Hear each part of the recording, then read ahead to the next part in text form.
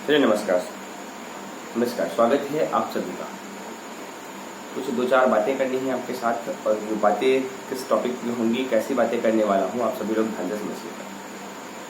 बातें कुछ इस तरीके से हैं कि आज के इस लॉकडाउन में, जब से लॉकडाउन स्टार्ट हुआ, मतलब कोरोना वायरस आया, तो कुछ सवाल हैं, दो चार सवाल हैं जो कि मुझे आपसे करने हैं।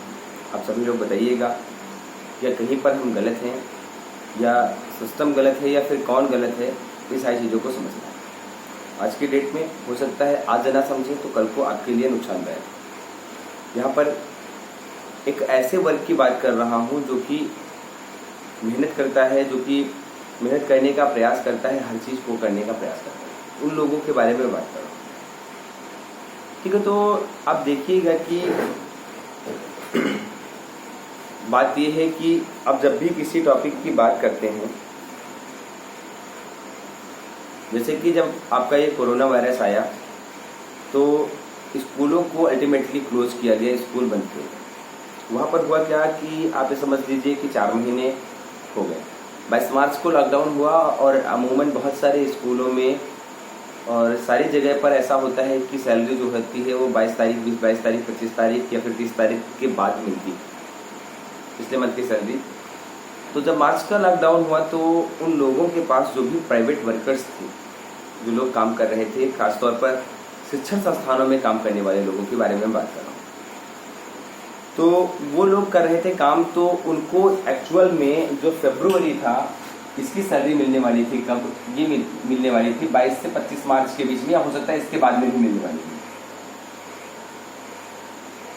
ये सैलरी रुक गई अल्टीमेटली, क्योंकि पता था कि कोरोना वायरस आ गया है, ऐसा पेंडेमिक आ गया है कि ऐसी समस्याएं आ सकती हैं जिससे कि उन उद्योगपतियों के, उन बिजनेसमैन के बिजनेस बंद हो जाने का खतरा उनको लगा कि हाँ, हो सकता है 2-4 महीने के लिए बंद हो, या किसी को एक्चुअल में नहीं पता था कि कब तक के लिए क्या कुछ बंद हो रहा है। तो उन सारी चीज़ों को देखते हुए उन लोगों ने सोचा कि इन लोगों का अमाउंट रोक दिया जाए, ये बेहतर होगा। जबकि स्कूल में जो फीस डे होता है वो 10 तारीख को होता है, और जो भी फीस जमा होने वाली थी 10 से 20 तारीख के बीच में सारी की सारी फीस जमा ऑलरेडी हो चुकी थी।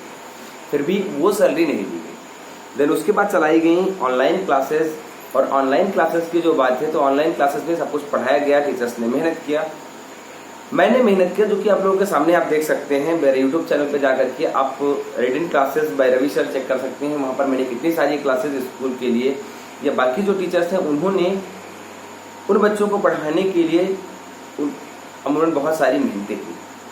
घर से रहते हुए डबल मेहनत करना, क्योंकि आप अगर एक क्लास को 40 मिनट या 30 मिनट ही पढ़ाने का प्रयास करते हैं तो उस वीडियो को बनाना, देन उसके बाद अपलोड करना, देन उसके बाद ये सारी चीज़ें, या फिर आप लाइव भी पढ़ा रहे हैं तो उस चीज़ को तैयार करना, रेडी होना, फिर उसके बाद पढ़ाना, तो वो काफ़ी मेहनत का है और उसमें काफ़ी सारी मेहनत है।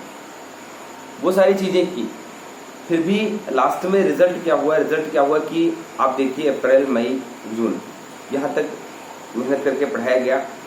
स्कूलों से जो गार्जियन थे, गार्जियन ने जब टीचर का इतना मेहनत देखा, रिस्पांस देखा, तो गार्जियन ने भी सपोर्ट किया। चलिए ठीक है, 100% नहीं करते हैं, 10% करते हैं, लेकिन हाँ 10, 20%, 30% लोगों ने सपोर्ट किया। मान लीजिए आपके स्कूल में 1000 बच्चे हैं तो उसमें से 200-300 बच्चों ने सपोर्ट किया, उन लोगों ने फीस जमा करवाई। तो फिर यहाँ पर स्टार्ट होता है गेम यहीं पर है, सारा गेम यहीं पर है। इससे पहले की सैलरी तो उन्होंने दी थी, मतलब फरवरी की सैलरी नहीं दी, खींच करके मार्च की सैलरी भी पूरा तो वर्क ही किया था, मार्च की सैलरी भी नहीं मिली। मार्च की सैलरी चलिए थोड़ा बहुत करके दिया, और फिर उसके बाद शुरू हो गया कहानी। जब तो फीस नहीं जमा हो रही है, सैलरी नहीं देना है, सैलरी नहीं दी गई। फिर आप पढ़ाते जा रहे हैं और आप मेहनत करते जा रहे हैं। एक ऑनलाइन क्लास चलाने के लिए आपको इंटरनेट डेटा, मोबाइल फ़ोन, बहुत सारी चीज़ों की ज़रूरत होती है, जिसमें कि आपका बहुत सारा पैसा खर्च होता है। तो इस सारी चीज़ें करते हुए पढ़ाना, देन उसके बाद बिना सैलरी के वर्क करना। आप में से जो भी लोग कोई भी कहीं भी काम करते हैं, किसी के यहाँ फैक्ट्री में काम करने जाते हैं, या कोई मजदूरी करता है, कुछ भी करता है, अगर ऐसा कोई करने वाला इंसान है और अगर उसको 2 महीने भी सैलरी ना मिले तो आप कब तक कार्य कर सकते हैं? थोड़ा सोचिएगा गहराई से कि आपको अगर पैसे ना दिए जाएं तो आप कब तक उस कंपनी में कार्य कर सकते हैं, और उस कंपनी के लिए या उस कंपनी के भविष्य के लिए आप कब तक काम कर सकते हैं। फिर भी आप देख लीजिएगा कि इन 5 महीनों में भी, 4 महीनों में भी लगातार संयम बरतते हुए कार्य कर रहे हैं, क्योंकि हम शिक्षक हैं, इसलिए रिजल्ट आप लोगों के सामने, परिस्थितियां दूसरी। अब बहुत सारी चीज़ों का गेम प्लान हो रहा है, क्या हो रहा है, फिलहाल जिसकी जैसी नीयत होगी उसको वैसी बरकत होगी, वो तो होनी ही है। और सत्य कभी झुकना नहीं है, उसका कभी नुकसान नहीं होना है, तो ऐसा चीज़ें तो होने वाली है। ठीक है। एक और बात जो करनी है वो करनी है आपसे इस कोरोना वायरस के बारे में।